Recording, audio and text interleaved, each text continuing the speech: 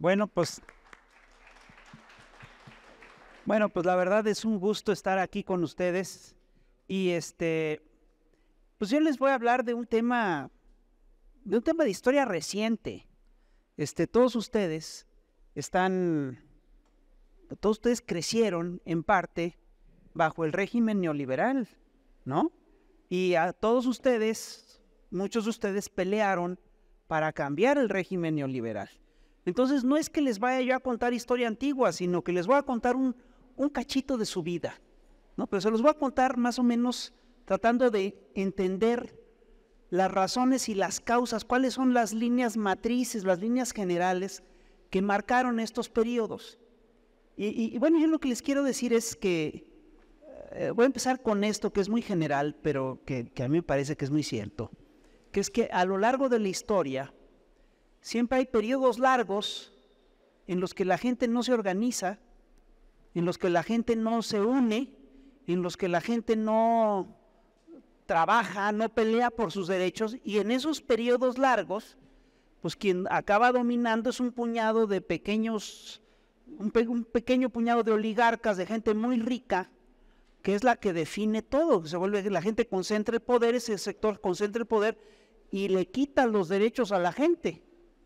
Y hay periodos largos, por el contrario, en los que la gente reacciona, dice, no, ya estuvo suave, ya quítame la pata del pescuezo, ¿no?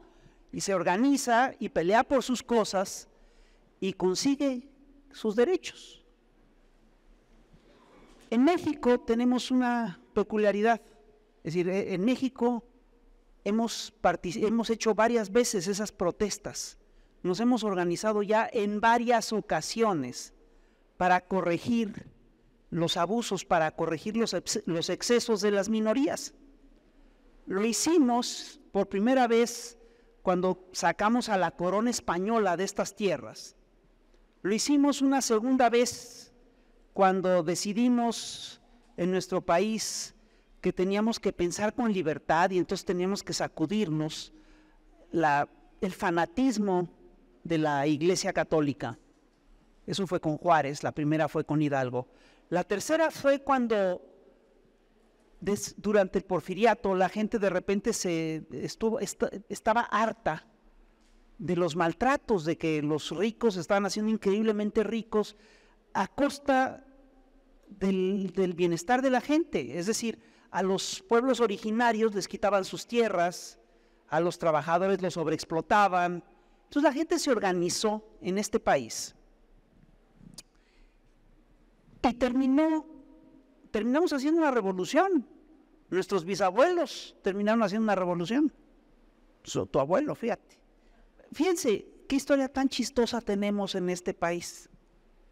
Los insurgentes fueron los que siguieron a Hidalgo, ¿no? Los que siguieron a Juárez y a Lerdo y a todo este grupo de liberales les decían los chinacos, ¿cierto? A los que pelearon en la Revolución Mexicana, pues les decían los Juanes y las Adelitas.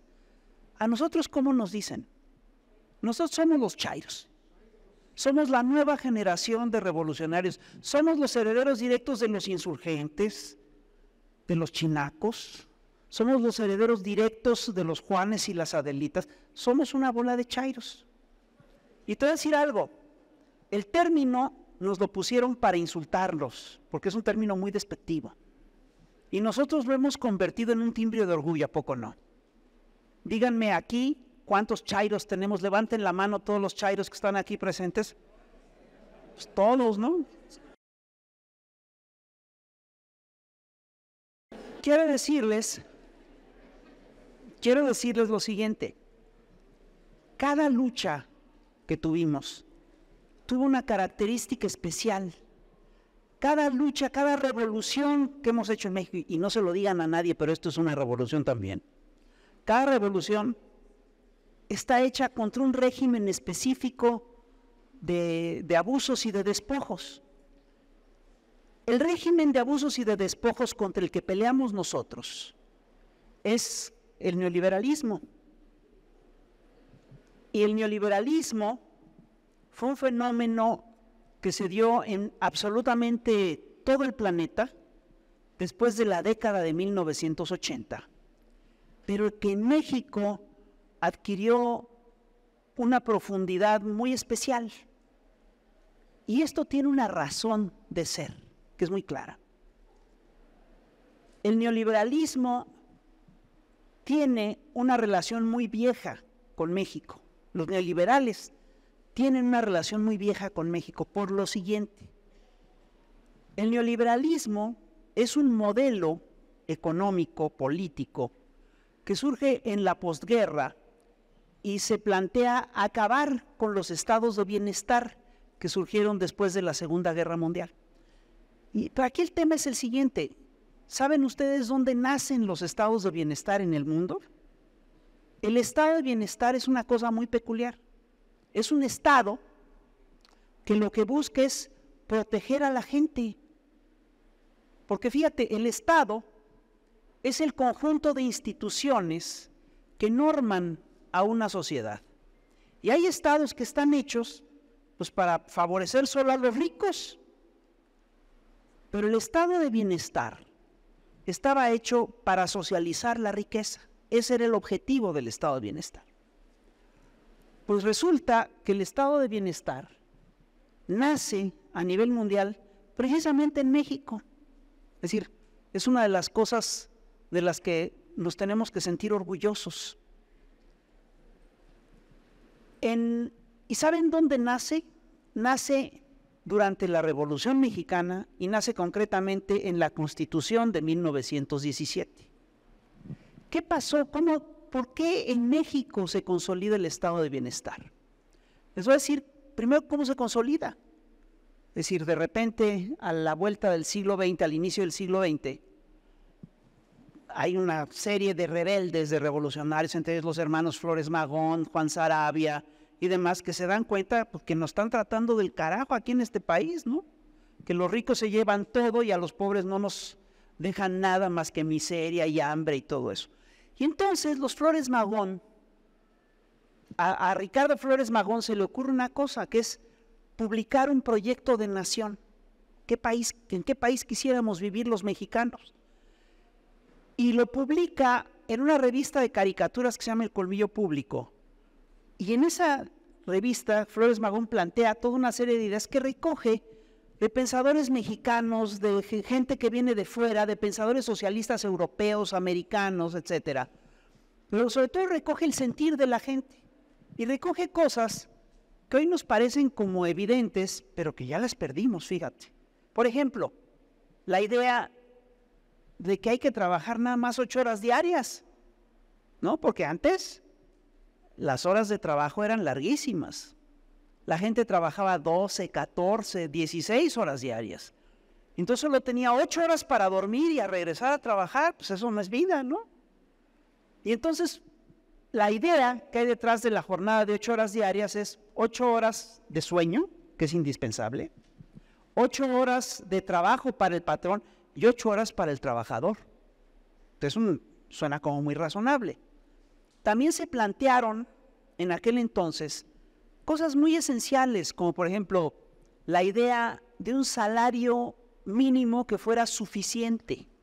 Un salario mínimo que fuera suficiente para que un jefe de familia pudiera alimentar a su mujer, a sus hijos, darles casa, sustento, transporte, hasta recreación, educación, cultura. Un salario suficiente, que hoy nos parece, fíjate, es una idea que está muy asentada en México, pero es algo que perdimos en los últimos años. Entonces, también se planteó ahí la idea de hacer lo que se llamó pues el derecho de asociación sindical, pues el derecho a hacer sindicatos, el derecho de huelga, derechos muy básicos. Y eso lo pone Ricardo Flores Magón en el documento y la gente lo retroalimenta y tal, y se convierte en una cosa que se llama el Programa del Partido Liberal Mexicano de 1906. Y a la gente se le quedan grabadas esas consignas, y eso es lo que van a pelear los constituyentes de 1917. Cuando llega la Constitución del 17, cuando se convoca al Congreso Constituyente, el presidente es Venustiano Carranza, que no crean que es tan progre, es un tipo bastante conservador. Y sin embargo, la raza le gana y dice, queremos este proyecto. Es un proyecto que incluye la jornada laboral de 8 horas, la asociación sindical, el derecho de huelga, el reparto de tierras, que exige un montón de cosas, y Carranza lo acepta. Y ahí es donde nace el estado de bienestar en el mundo. Nunca antes en el mundo se había hecho un estado de bienestar, ahí es donde se funda. Pero fíjense, una cosa es que tú pelees por un derecho y otra cosa es que lo ganes. Y una cosa es que te lo pongan en la ley y otra cosa es que se lleve a la práctica. Es decir, los derechos, y esta es la mala noticia que les tengo, pero que a su vez es muy chingona, los derechos hay que pelearlos muchas veces, hasta que se vuelvan costumbre. Porque si no las peleas, si los tienes que pelear primero para concebirlos, luego para que la gente los adopte, luego para que la ley los adopte, luego para que se hagan práctica. Porque hay muchos derechos que estaban muy padre en la ley, pero pues no se aplicaban. Derecho de huelga, pues sí, pero pues te compraban a los dirigentes obreros y pues no había derecho de huelga, ¿no? Es decir, había muchas formas de quitártelo, ¿no? Entonces el Estado mexicano se tardó décadas en poder aplicar algunas de estas cosas que se propuso en la Constitución del 17. Por ejemplo, les voy a poner una muy sencilla. La Constitución del 17 establecía que los mexicanos que el Estado mexicano era dueño del subsuelo. Y sin embargo, pues el petróleo lo explotaban los gringos y los canadienses. La Constitución decía que la electricidad la tenía que generar el Estado, pues la generaban solo empresas norteamericanas y canadienses. ¿Por qué? Porque eran las que tenían la electricidad. Y las empresas petroleras eran las que tenían el petróleo antes de la Constitución, no había manera de quitárselos. Y había una Suprema Corte que fallaba siempre a favor de los petroleros y nunca a favor del Estado mexicano. Esto empieza a cambiar hasta la década de 1930, cuando Lázaro Cárdenas ve que puede presionar para, primero, que haya reparto agrario, para que exista un salario mínimo suficiente, para que exista el derecho de huelga, y de repente aprovecha todo eso. Hay una huelga en el sector petrolero y dice, y también el sector petrolero gana la huelga, la Suprema Corte falla a favor de los trabajadores, y las empresas dicen que no le importa, que aunque el gobierno mexicano haya ganado, que los trabajadores hayan ganado y que los jueces digan que hay que favorecer a los trabajadores, dice que no les va a hacer caso al gobierno, no le va a hacer caso al gobierno mexicano. Y es cuando Lázaro Cárdenas dice, no, voy a echar mano de la ley, de la Constitución que dice que el subsuelo es de México y voy a expropiar el petróleo. Y fíjate, ese estado de bienestar que empezamos a formular de manera pionera en México en la década de 1910, en 1917, se vuelve práctica, se empieza a poner en práctica hasta 1937, 20 años después. Y ahí es donde empieza la historia, la relación del neoliberalismo con México. Ya les va. En aquel entonces, en Europa, pues todas las ideas del estado de bienestar eran cosas muy nuevas, eran novedosas. Y había una serie de académicos, sobre todo centrados en Austria, la Escuela Austriaca de Economía, que decían que no, que eso de la economía social pues era una barbaridad, y ellos empujaban todavía, ellos seguían creyendo en las tesis de un viejo economista inglés que se llamaba David Ricardo, que creía que todo funcionaba a partir del libre comercio, que si tú dejabas todas las lógicas del libre comercio te iba a ir muy bien. Ahora, esto no había sido así. En Inglaterra habían ensayado el libre comercio a principios del siglo XIX y les había ido del carajo. Porque, ¿qué creen que pasó? Los ricos se hicieron increíblemente ricos, los pobres solo tenían acceso a lo que podían comprar y tenían cada vez acceso a menos cosas, y empezó a crecer la delincuencia y hubo migraciones masivas. De Inglaterra se fue mucha gente, ¿no? Muchos se fueron a Australia, otros a Estados Unidos, y así funcionó.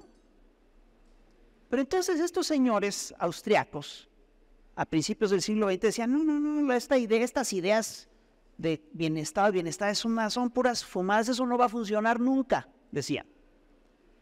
Y hubo un señor en particular, se los cuento así nada más,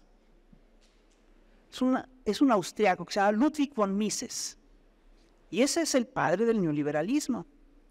Y resulta que Lázaro Cárdenas tenía un secretario de Economía que se llamaba Luis Montes de Oca, que de repente cuando Cárdenas empieza a repartir tierras y empieza a expropiar el petróleo, se aterra y dice, esto es una barbaridad, y se identifica con Ludwig von Mises, dice, pues Ludwig von Mises tiene razón, y llama a Ludwig von Mises a México. Y Ludwig von Mises viene a México en tiempos de Cárdenas y hace un diagnóstico en el que dice, todo lo que está haciendo Cárdenas va a fracasar. Es un documento viejísimo de 1938 o 39, ¿no? Ludwig von Mises, el padre del neoliberalismo, vino acá, hizo ese diagnóstico. Y ahí les cuento la historia por dos canales. La historia del estado de bienestar en México es una historia muy curiosa porque el estado de bienestar, ¿qué creen? Sí funcionó. Le permitió al país crecer a unas tasas increíbles. Y sobre todo, funciona después de la Segunda Guerra Mundial. En México en México la historia del estado de bienestar es muy clara. La planteamos en 1906, la hacemos ley en 1917, la empezamos a poner en práctica en 1937. Y en el mundo se empieza a aplicar el estado de bienestar tras la caída del fascismo, y en todo el planeta impulsan el estado de bienestar. En todo el planeta lo impulsan. En Francia, en España, en Inglaterra. Y México tiene un crecimiento del estado de bienestar importante entre las décadas de 1940 y 1980. Y hubo años, pero muchos años, en los que crecíamos a un ritmo del 10, del 12% anual, que es una brutalidad. Es decir, el modelo funcionaba, ¿no? Y pregúntenle a sus papás, porque ustedes, algunos vivimos eso, pero muchos de sus papás lo vivieron. Yo, por ejemplo, les voy a contar, yo salí de la universidad y conseguí chamba muy rápido. Había un montón de empleo. Y no solamente había un montón de empleo, sino que era bien pagado. Te pagaban un salario. Mi primer salario fue de salario mínimo, pero me alcanzaba. Porque el salario mínimo estaba concebido para la familia y yo era solito, pues me iba a toda madre. Y entonces, ¿qué pasó? Fíjense, les voy a contar lo que pasó. Se lo voy a contar por dos lados. El estado de bienestar en México avanzó hasta la década de 1980. ¿Y qué pasó con los neoliberales a nivel global y con los neoliberales que tenían ligas con ellos? Se los voy a contar así rápidamente. Cuando termina la Segunda Guerra Mundial, Churchill y Roosevelt, los presidentes de Estados Unidos y el primer ministro de Inglaterra, deciden que ya no quieren exponer al mundo a otra guerra mundial y que lo que hay que hacer es que hay que repartir, ¿no? Que hay que ser una sociedad más justa, y el modelo que impulsan es el del estado de bienestar. Y lo impulsan, como les dije, en todo el planeta. Y ocurre que los partidarios del viejo capitalismo duro, Ludwig von Mises y sus discípulos, se aterran. Dicen, no, esto es una barbaridad, vamos otra vez a un desastre, y se organizan en un grupito de extrema derecha que está muy aliado a grupos empresariales, y se reúnen cada año en un pueblo en Suiza que se llama Mont-Pelerin, el Monte Peregrino. En un pueblito en Suiza se reúnen los más derechistas. Y saben que Ludwig von Mises tiene a sus discípulos. Uno de ellos es otro austriaco que se llama Friedrich von Hayek, que es un tipo inteligente, que ganó un premio Nobel en 1974. Y tiene otro discípulo que es un gringo que se llama Milton Friedman, que fue un premio Nobel en 1976. Y ellos empujan la idea de un capitalismo duro, centrado en las lógicas del mercado. Pero no se atreven a echarlo a andar porque tienen todos el miedo de que si rompes el estado de bienestar, pues tienes la amenaza del mundo socialista que está creciendo. El estado de bienestar en parte lo plantean para detener el crecimiento del mundo socialista. Fíjense bien. Entonces, el proyecto del estado de bienestar crece y los neoliberales pierden todos los debates durante décadas. Van perdiendo debate tras debate. ¿Y saben qué hacen? Se refugian en las universidades de prestigio. En las universidades chidas de Estados Unidos, de Londres, en la London School of Economics, en la Escuela de Chicago, en Nueva York, en Colombia, en Yale, en Princeton. En todas estas universidades donde los hijos de los funcionarios del tercer mundo van a estudiar.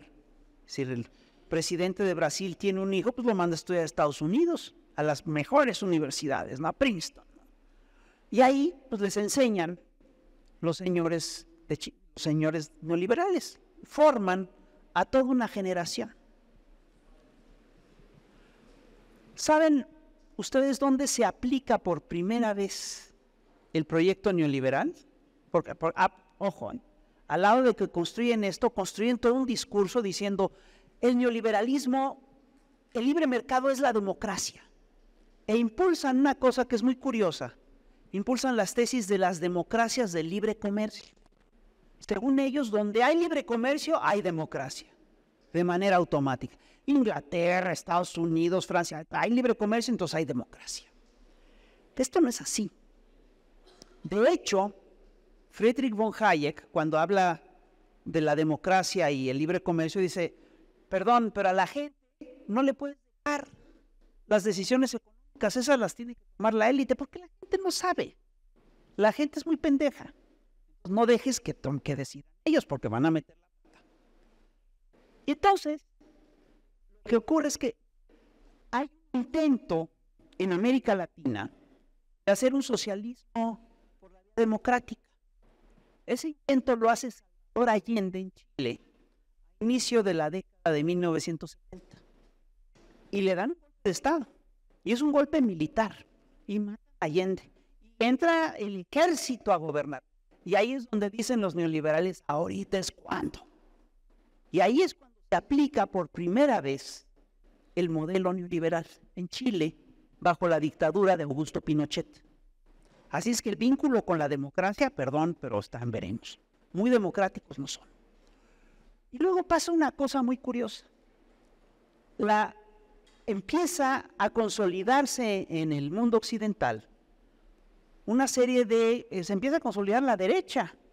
Y en Inglaterra gana el gobierno Margaret Thatcher, que es una mujer de extrema derecha, y en Estados Unidos lo gana Ronald Reagan, que es un hombre de extrema derecha, y aunque no lo crean, esto es importante, en el Vaticano llega Juan Pablo II, que es un hombre muy conservador, un papa polaco claramente anticomunista, y empiezan a presionar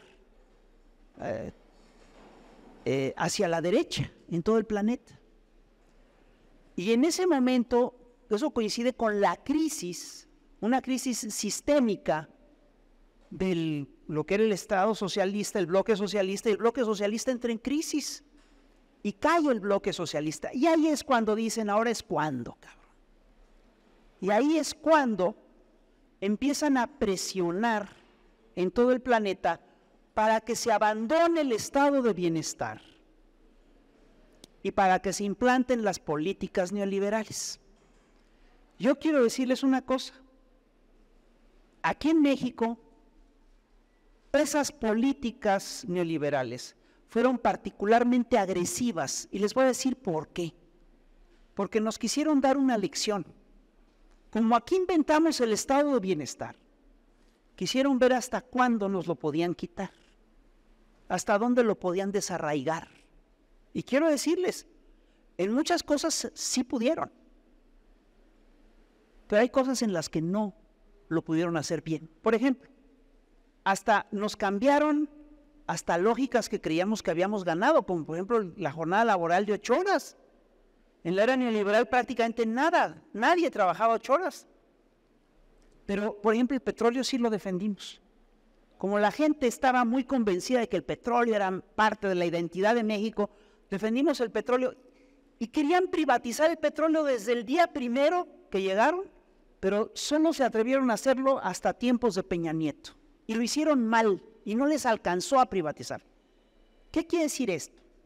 Quiere decir esto que si la gente hace suyos los proyectos, los derechos y los defiende, no hay sistema, no hay cambio de sistema que valga. Lo vamos a defender. La llegada del neoliberalismo en México tuvo una lógica muy peculiar. Fue una cosa muy especial.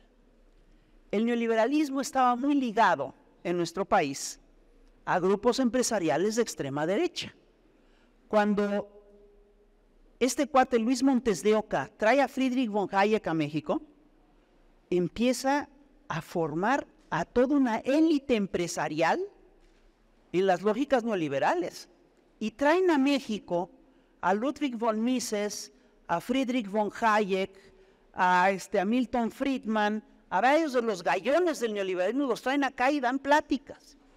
Y una de las sedes de esta derecha empresarial es la ciudad de Monterrey, donde está un empresariado muy conservador. Y ahí tiene lugar incluso una de las sedes del grupo de Mont Pelerin, cuando hay una convención de Mont Pelerin que tiene lugar en Harvard, y entonces Luis Montes de Oca junta dinero y se los trae a México, y en parte van a Monterrey, y los empresarios neoloneses ahí se juntan con ellos. Y de hecho, fundan una serie de institutos que impulsan el neoliberalismo. Crean una cosa que se llama el Instituto de Investigaciones, Instituto de Estudios Económicos Superiores o Superiores Económicos, una cosa así. Y después fundarán el ITAM, el Instituto Tecnológico de México se llama primero, que hoy conocemos como el ITAM. Son instituciones viejas, es la historia de formar a sus cuadros desde arriba para irlos colocando en puestos claves. Y entonces, ¿a quién reclutan de entrada? Fíjate, reclutan a gente de extrema derecha. Había en este país había un grupo de jóvenes estudiantes universitarios católicos que eran porros de derecha. Y entre esos porros de derecha estaba un jovencito que se llamaba Luis Pasos. ¿Le suena?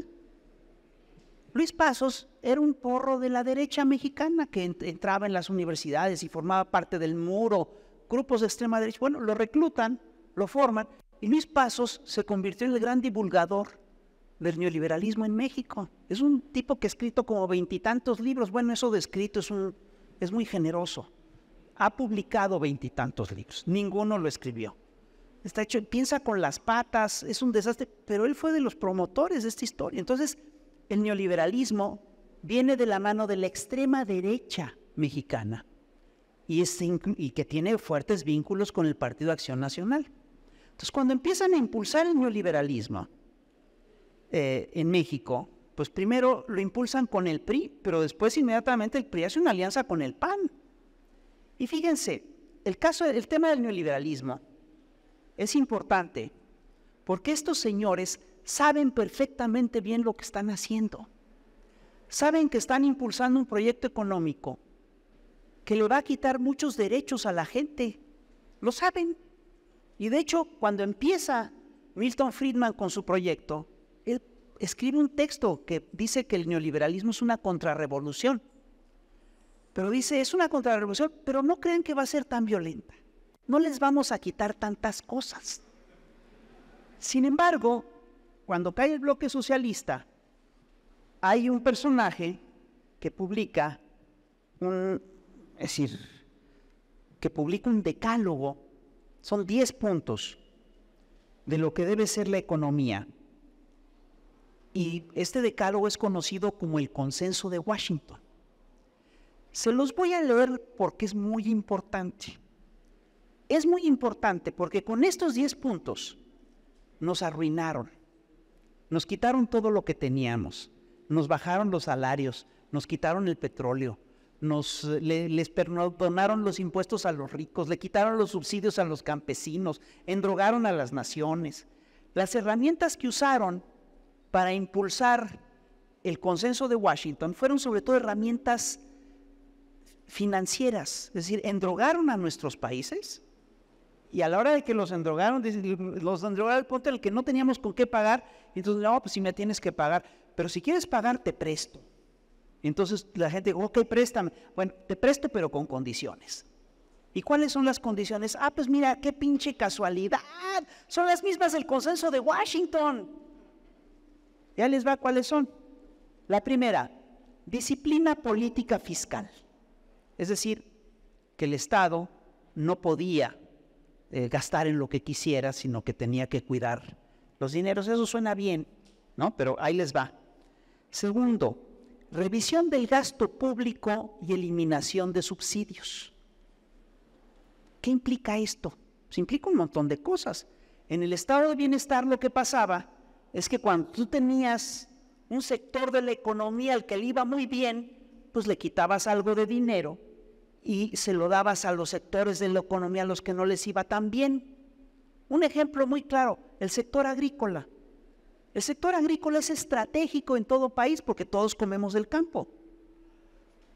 Pero el sector agrícola es un sector que siempre está expuesto a variables muy fuertes, es decir, al campesino le puede llover, le puede no llover, se le puede inundar la cosecha, le puede caer la plaga, ¿no? Entonces es una actividad que en muchos países se subsidia para garantizar.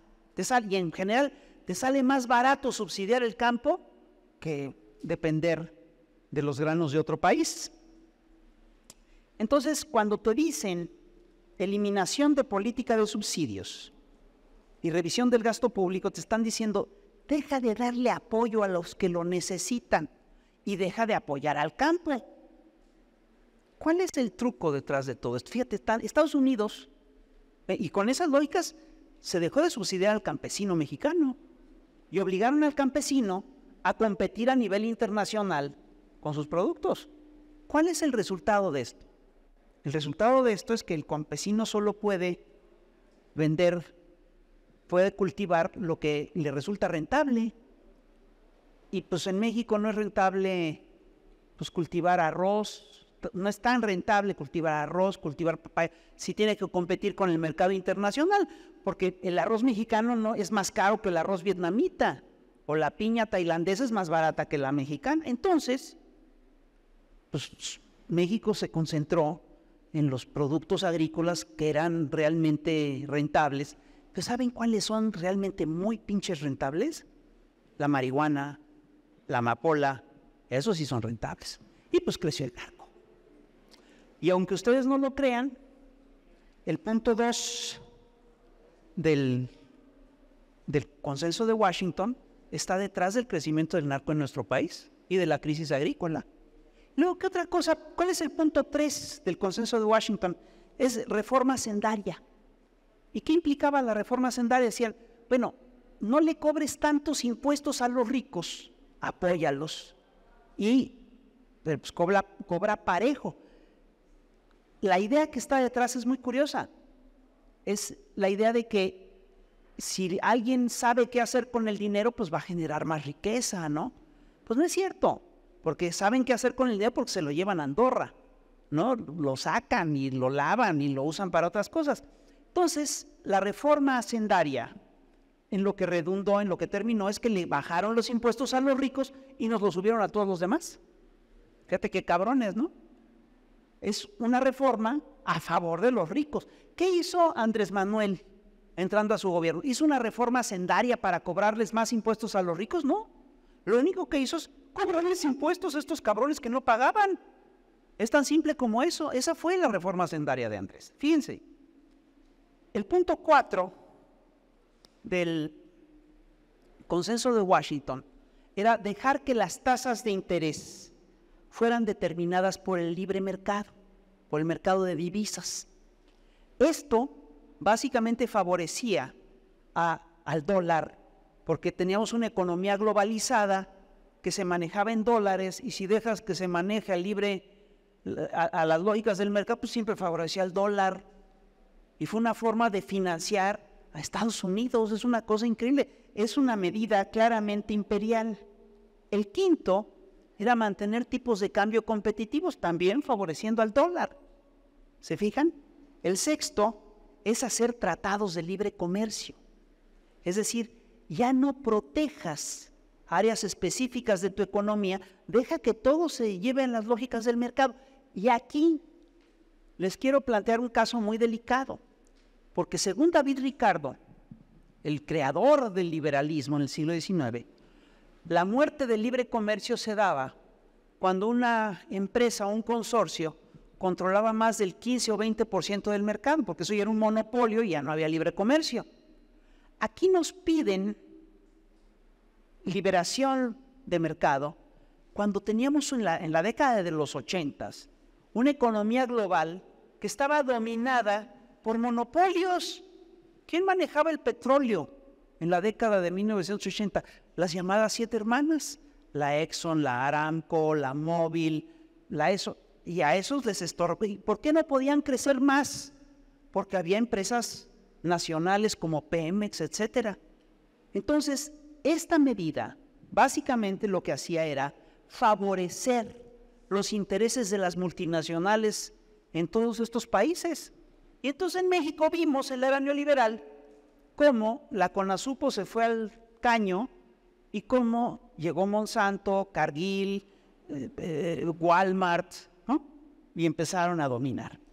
El séptimo punto era permitir la inversión extranjera directa. Faltaba más. Era la entrada de grandes capitales y eso permitía también la salida de los capitales. Si invertían, nada más iban a sacar un chorro de lana. El octavo punto era privatizar las empresas del Estado. Y este punto es muy importante, porque los estados de bienestar lo que hacían es detectaban cuando una pinche empresa era estratégica para la nación. Entonces en México teníamos un montón de empresas que eran del Estado porque eran estratégicas para la nación. Por ejemplo, Comisión Federal de Electricidad, pues estratégica. Todos usamos luz, era del Estado. Teléfonos de México, era del Estado. Petróleos Mexicanos, era del Estado. Había bancas del Estado. El Estado había nacionalizado la banca en tiempos de López Portillo. ¿Se acuerdan? Bueno, había empresas que eran estratégicas. No, la idea era socializarlas. Entonces, fíjate lo que pasó ahí.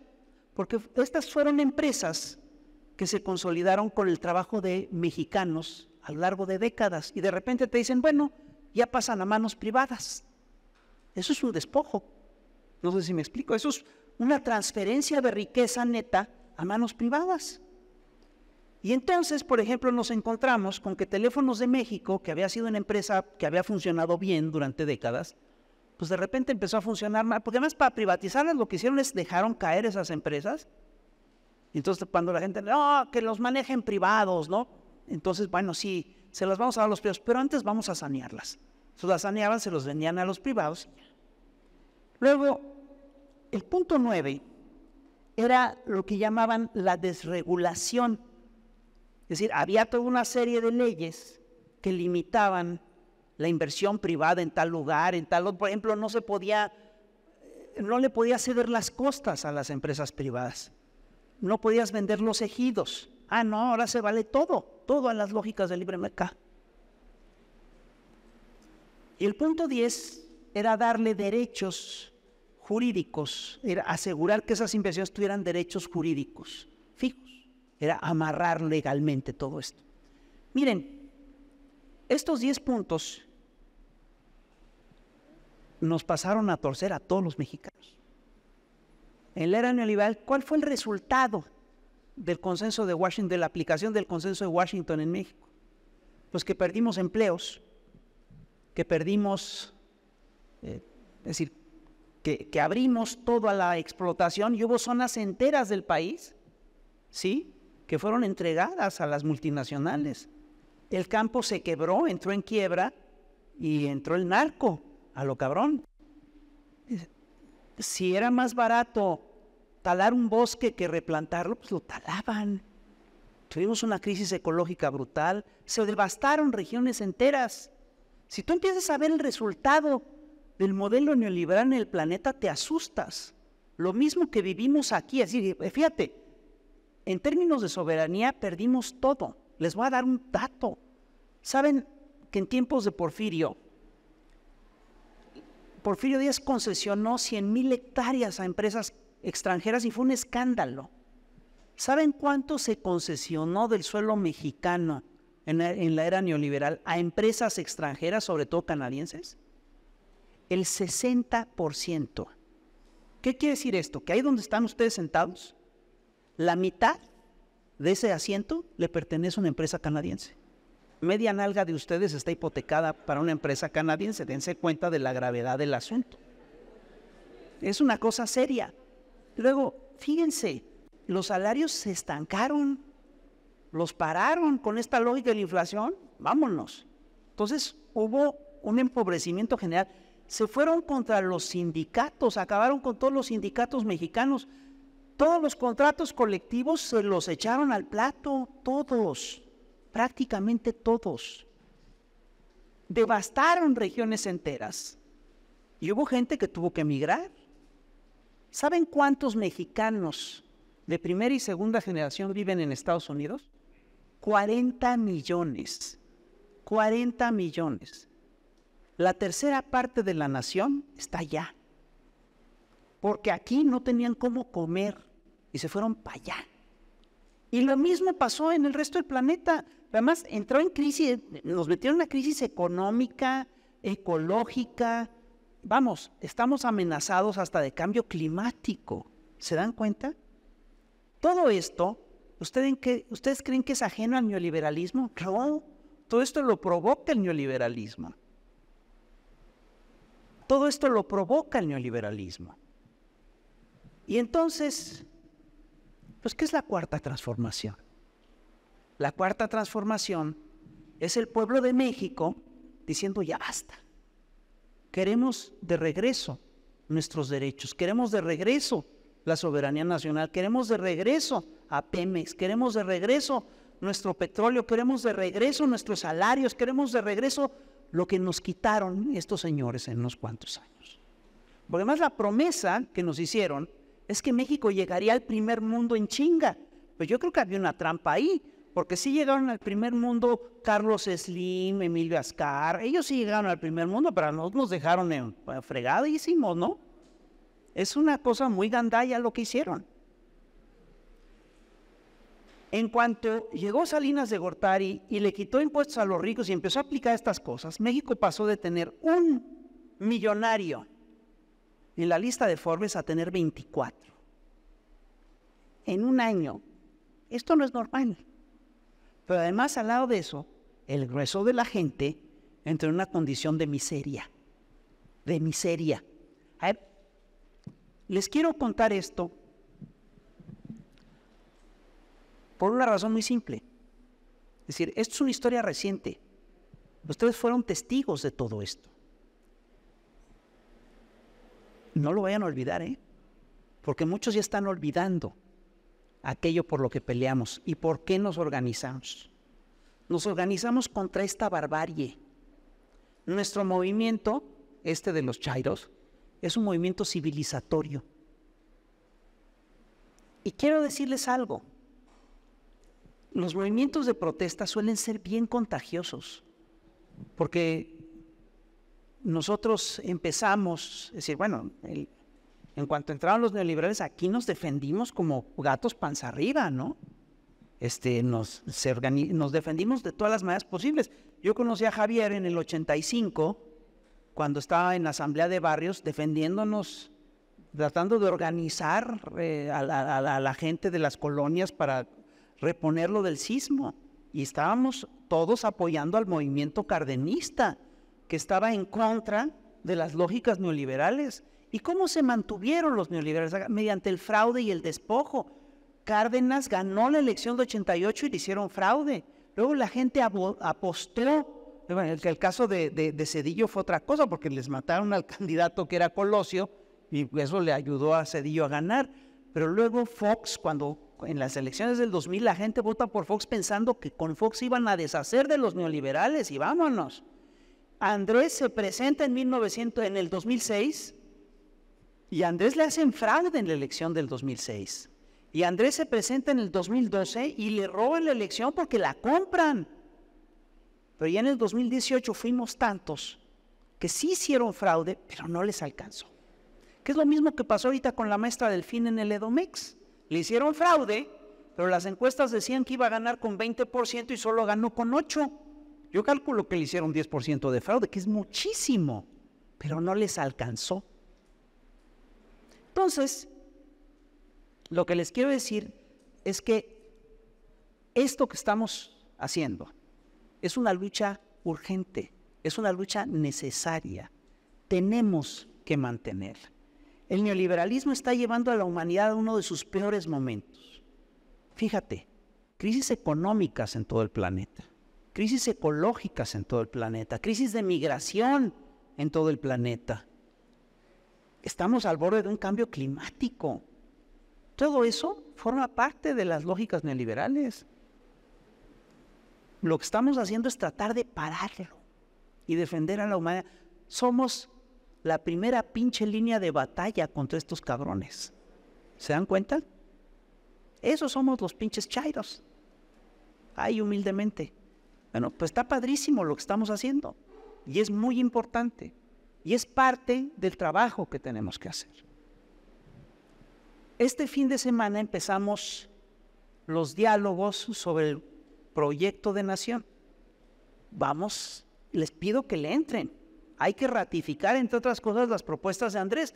Vamos a ver si necesitamos hacer una reforma del Estado para poder votar por los jueces, para poderle poner un alto al saqueo que se da a través del sistema de partidos, ¿no? Tengamos menos diputados, menos plurinómina. Estamos haciendo cosas que son importantes. Hay que seguirlas empujando.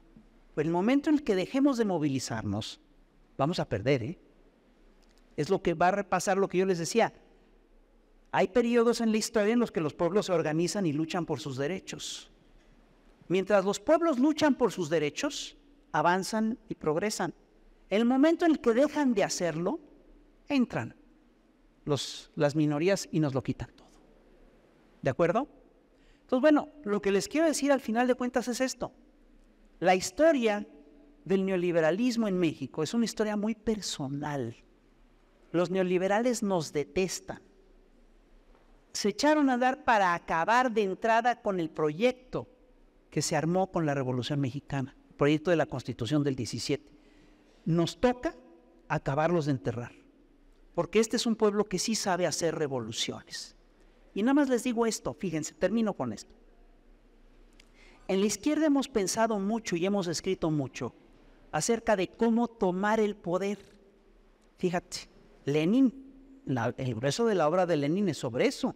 Marx escribe un montón sobre eso, pero casi no hemos reflexionado acerca de lo importante que es conservarlo y cómo hacer para mantenernos en el poder. Bueno, ahorita lo que tenemos que hacer es estudiar nuestras viejas revoluciones, ver qué hicimos mal, qué hicimos bien, y buscar preservar la cuarta transformación y llevarla más allá. Andrés se va a ir dentro de un año y cacho. No lo vamos a reemplazar con nadie. Perdón, a una figura de ese tamaño no la reemplazas con nadie. Solo lo vamos a poder reemplazar, ¿sí?, con 30 y tantos millones de mexicanos activos y pensando. Y por eso les quiero dar las gracias de que estén aquí, porque ustedes son de esos millones de mexicanos. ¿De acuerdo? A ver, 4 preguntas y vamos a procurar que sean 2 hombres y 2 mujeres, porque hasta en eso estamos impulsando la paridad. Hasta en las preguntas queremos paridad. ¿De acuerdo? Entonces empecemos por las mujeres. ¿Quién de ustedes levanta la mano para hacernos una pregunta? Bueno, buenas tardes, compañeros, compañeras.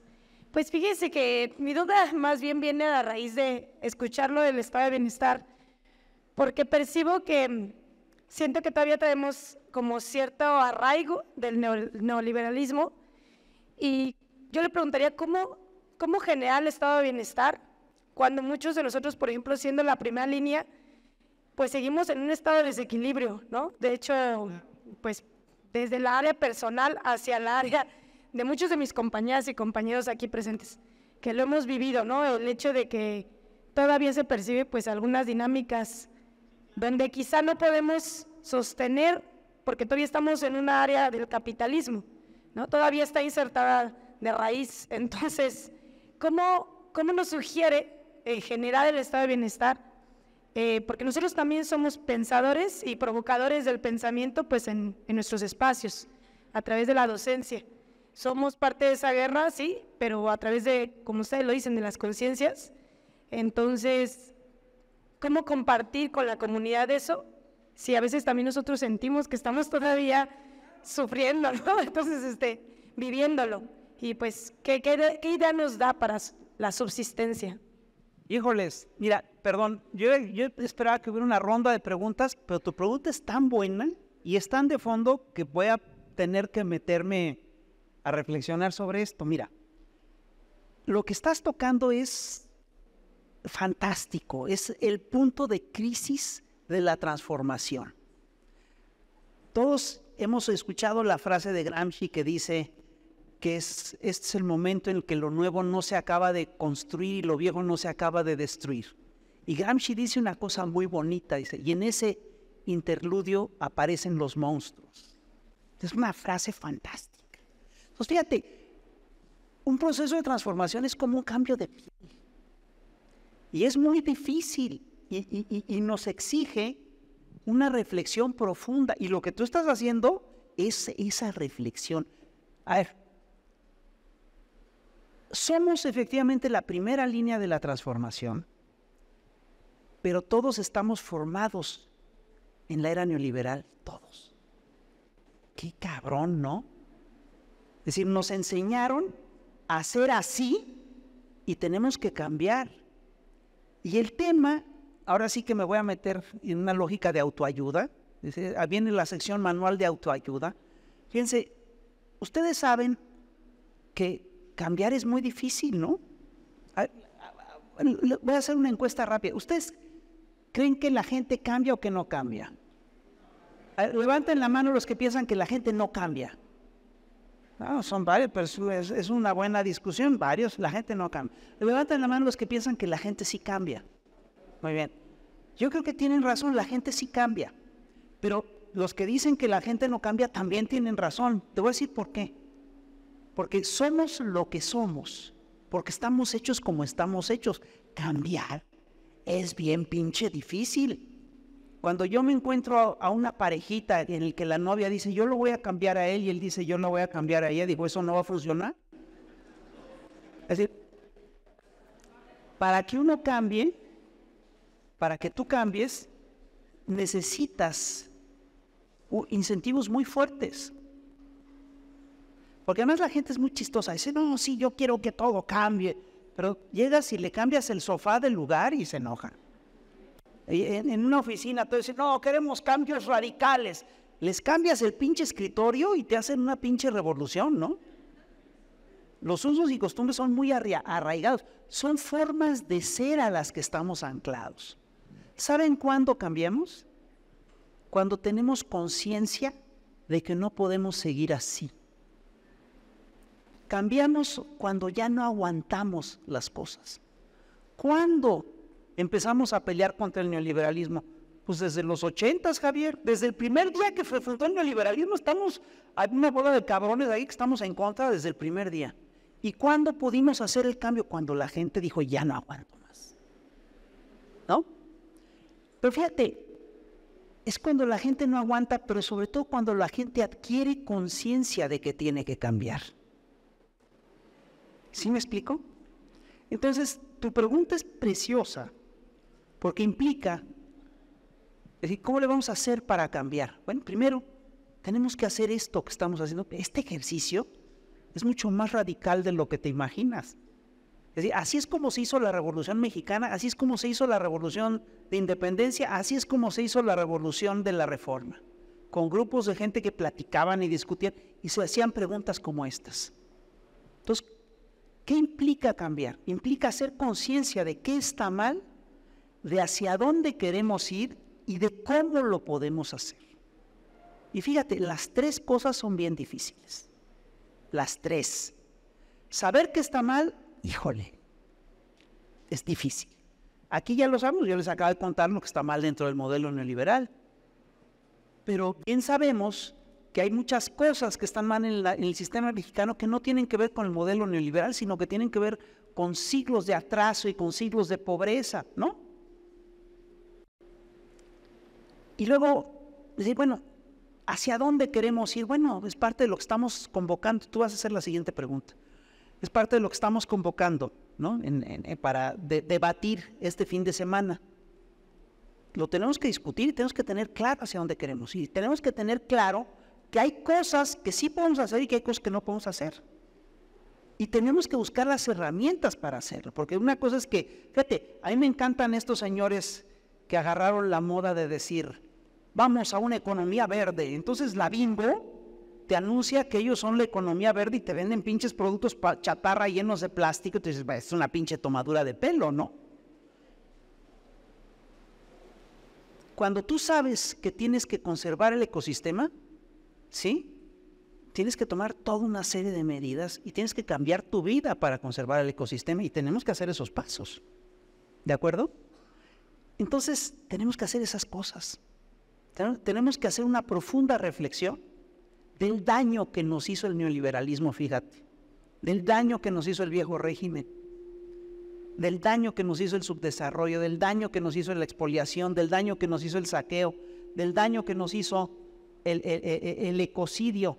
Recordar que prácticamente todos los cuerpos de agua de nuestro país están contaminados, de que necesitamos reforestar.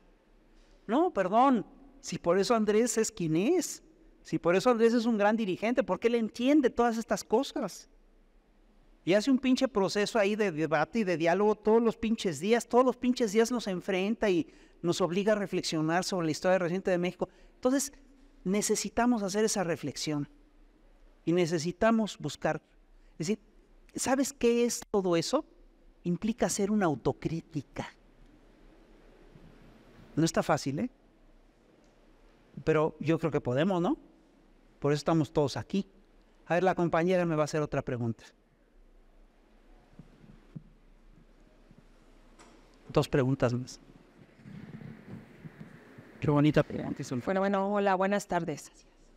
Pues, platicaba aquí con la compañera que hoy yo me enfrentaba a la primera situación como figura educativa en nuestro centro hermosamente recreativo Pilares, ¿no? Platicaba con unos compañeros acerca de lo que era como la transformación que se espera en nosotros como figuras educativas hacia la comunidad. Estoy en el entendido que nosotros hacemos comunidad. Eso es lo que vamos a hacer, es un proceso educativo. Vamos a hacer comunidad y tenemos que llevarnos como esa conciencia, ¿no? Platicando con los compañeros, se me quedaban viendo así como que, pues, ¿qué onda, no? O sea, ¿qué onda contigo, no? Obviamente, pues sabemos muchas personalidades, distintas sectas políticas en nuestros centros, y pues se me quedaban viendo así como que, ¿qué onda? O sea, ¿qué quieres decir, no? Nosotros, al ser el primer frente como escuela, al tomar un diplomado, estamos en el convicción, porque tenemos la convicción, y así agarro yo la chaqueta, ¿no? De convicción, de ir a replicarlo, porque estoy confiada y creo siempre en estas propuestas. Pero te encuentras ante la apatía a veces de las mismas personas, y yo quisiera preguntarle, ¿qué podemos hacer ante esa apatía? ¿Cuáles serían como las estrategias, las frases como para introducirlos a esa clase de situación de que verdaderamente se dé un cambio, ¿no? Porque estamos lidiando con diferentes posturas ideológicas, políticas en nuestros centros, y pues obviamente tú quieres hacer una transformación, ¿no? Yo a lo que yo me he apegado es hacer comunidad, haciendo comunidad, la misma gente, tú les puedes dar las ideas. Y yo obviamente es lo que yo he logrado en un grupo eso, ¿no? Que la gente digas, ay, a ver, y les he hablado desde el primer día que venía aquí, desde la enseñanza y desde lo que eran los pilares, y que los pilares eran de ellos prácticamente, no de nosotros, realmente. Es lo que se pretende, ¿no? Y la gente se queda viendo esa parte. Encontré que en esa parte podía haber un resultado, ¿no? El poder decir, miren esto, podemos hacer lo otro, podemos hacer aquello. Pero ya cuando te topas con una parte ideológica ya hay un choque, porque dices, no, espérate, ¿cómo? ¿No? Al ver obviamente, yo les decía, miren, estos pilares fueron creados para esto, por esto, y pues sí, pertenecen, si ustedes lo quieren ver, a un sector político en el que se les están facilitando. Antes no teníamos esto, ahora tenemos esto.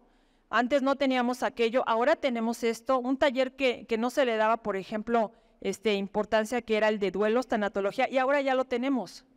Entonces la gente dice, sí es cierto, es importante, pero cuando te encuentras con un grado de apatía, de cierta manera crece en nosotros como la frustración, de decir, híjole, resistir. ¿Cómo puedo mover esa parte de apatía? ¿Qué frase podríamos decirles como para mover esa parte de apatía? Porque creo que es lo que más nos pega a nosotros, ¿no? La apatía. La apatía es decir, ay, o sea, ¿cómo? Vas a un curso, pues nosotros qué, ¿no? O tú quieres como que llegas y muy contento, ¿no? Y yo quiero, vamos a hacer esto, pero a veces te topas con esa situación y a veces la masa te implica, ya sea que tú te los lleves a tu sector, o ellos quieran jalarte a su sector, ¿no? De la apatía. Dicen, bueno, pues ahora yo te jalo, tú me jalas. Obviamente yo tengo bien mis convicciones, y sé que de entrada, desde el principio yo voté por López Obrador y me gusta lo que se ha trabajado, pero bueno, quisiera hacerle esa pregunta. Gracias. Muy bonita pregunta. A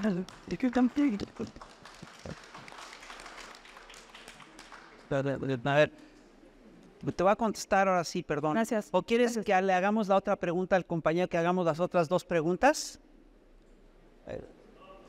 Bueno, te contesto, mira. Tu pregunta también es muy importante, porque estás topándote con una de las cosas serias que cambiaron en la era neoliberal. Es decir, México es un país de comunidades, es un país que creció haciendo comunidad, que sabe hacer colectivo y colectividades. La figura del ejido es eso. Los pueblos de Oaxaca se organizan en colectividades, muchos pueblos originarios se organizan en colectividades y sobreviven en colectividad. Y en la era neoliberal lo que impulsaron es el individualismo absoluto. Entonces, lo primero que tenemos que entender es que el individualismo es una trampa fantástica, porque se dirige al egoísmo de la gente, y todo el mundo tiene núcleos egoístas, ¿no? Eso es común.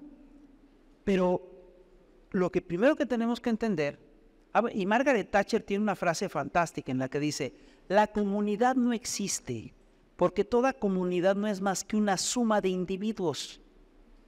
Pues sí, pero fíjate, los intereses de la suma de los individuos no necesariamente es el interés de la suma de la colectividad. Y te voy a poner un ejemplo muy simple.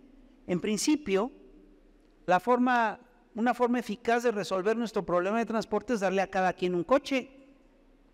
Pero si tú le das el coche a todo el mundo, pues tienes unos pinches atorones del carambas, ¿no? Y la forma más eficaz de resolver el transporte en una urbe como la nuestra es el transporte colectivo. Y como estos ejemplos hay un montón. Entonces, el individualismo lo que hace es que favorece a los individuos más poderosos, no a la colectividad.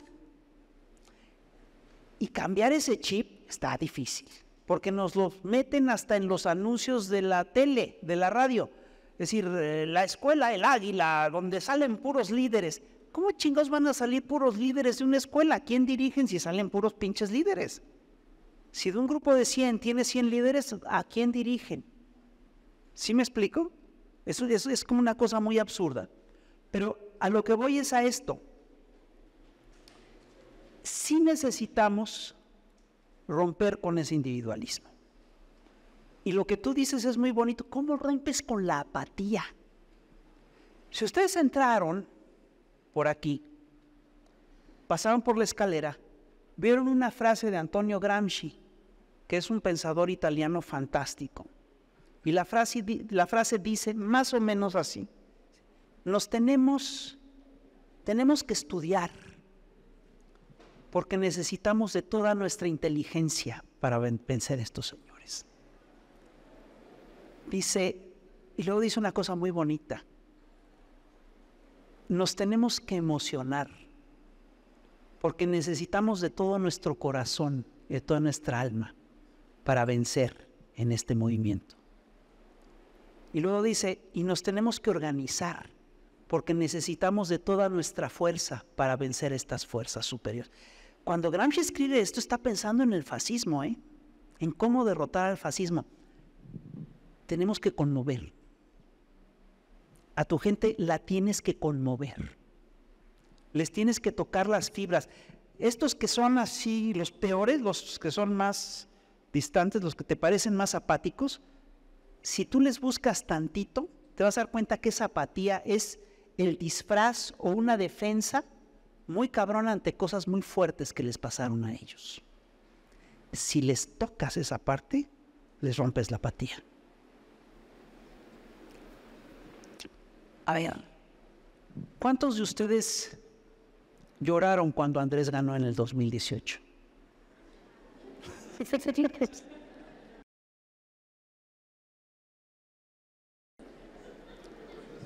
Ese es el ejemplo de un dirigente que te llega a emocionar. ¿Me explico? Porque lloramos porque, híjole, nos habían hecho muchas y pensamos que nunca íbamos a poder salir de esta. No, fue increíble. Entonces, no sé si se dan cuenta de lo que ustedes tienen ahí. Ustedes se emocionaron. Tienen con qué emocionar a los demás. Ustedes, fíjense qué bonito. Esta generación de chairos rompió con la apatía de generación de décadas y tocó la esperanza. Y no solamente tocó la esperanza, sino que llegamos con un pinche gobierno que no nos ha fallado. ¿Cuándo chingados nos había pasado eso? Entonces todo eso, tú dime si no tienes herramientas para conmover a la gente y romper la apatía. Conmuévelos. Información, la emoción y la organización. Bueno, vamos, 2 preguntas más. El Kevin tenía una y tú tenías otra y lo vamos a dejar aquí. 2 preguntas más. Acabas de decir una palabra muy, muy importante, compañero Barajas, que nosotros tenemos que tomarnos esta situación personal. Perdón, pero me está ganando precisamente la emoción porque es algo importante para mí. Desgraciadamente, he sido una de las tantas víctimas del neoliberalismo aquí en México. Desde muy niño, mi familia ha tenido que remar contra corriente y desgraciadamente, desde muy niño he tenido que trabajar y estudiar. Desgraciadamente, cuando este señor Zedillo toma el poder y lo del FOBAPROA y todo esto, este muchacho, este joven, tiene que dejar de estudiar y dedicarse a trabajar, ¿vale? Afortunadamente, bueno, ya ahorita tengo la oportunidad de estar en un programa que me encanta, que es Pilares, y que me está dando la oportunidad de terminar mi licenciatura. Y esto para mí siempre ha sido una situación personal. El neoliberalismo tiene que terminar, sí o sí. Una de las cosas que yo le comento a mi compañera es precisamente esta situación de que tenemos que hablar desde la misma sinceridad de lo que nos ha sucedido y hemos padecido. Tú lo has dicho ahorita con tu exposición, hemos sido víctimas de no solamente la parte económica, también la naturaleza, nuestro ecosistema se ha deteriorado bastante y por lo tanto, desde ahí tenemos que partir. No solamente con la parte de la emoción, sino con la parte de la razón al venir precisamente a este diplomado a tener herramientas con que convencer a estas personas y decirles, mira, esta es la realidad que nos están planteando los neoliberales. Esta es otra alternativa que tenemos para poder trabajar en comunidad y rescatar lo que tenemos. Gracias.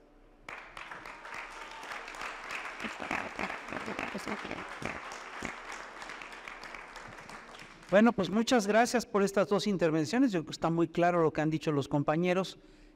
Sí, es decir, no olvidemos lo que nos hizo el régimen neoliberal. Es una brutalidad lo que hicieron. Y no olvidemos que ahí están y que quieren regresar. Y que además quieren regresar con engaños. Es una cosa increíble.